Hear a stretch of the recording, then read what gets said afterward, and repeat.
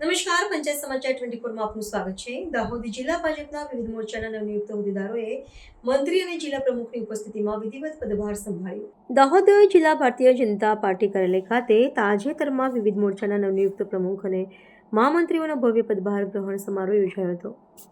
પક્ષના સંગઠનાત્મક માળખાને વધુ સુદૃઢ અને વેગવંતુ બનાવવાના ભાગરૂપે જાહેર કરાયેલા આ નવા હોદ્દેદારોએ વિધિવત રીતે પોતાની જવાબદારી સ્વીકારી હતી. આ કાર્યક્રમમાં હોદ્દેદારોએ પોતાના પરિવારજનો, સ્નેહીજનો અને બોડી સંખ્યામાં ઉપસ્થિત ટેકેદારોની સાક્ષીએ જિલ્લા કાર્યાલય સ્થિત પોતપોતાના કક્ષમાં જઈને મંગલ મુહૂર્તે કાર્યભાર સંભાળ્યો હતો. આ ગરિમાપૂર્ણ કાર્યક્રમમાં જિલ્લાના શીર્ષસ્થ નેતૃત્વએ હાજરી આપીને નવનિયુક્ત ટુકડીનો ઉત્સાહ વધાર્યો હતો.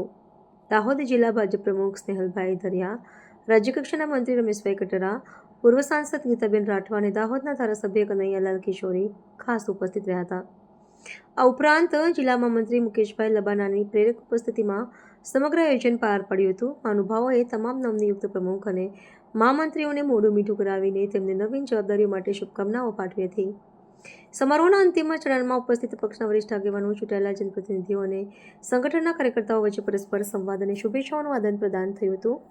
પક્ષની વિચારધારાને છેવાડાના માનવી સુધી પહોંચાડવા અને આગામી સમયમાં સંગઠનને વધુ મજબૂત કરવા માટે સૌએ સંકલ્પ વ્યક્ત કર્યો હતો.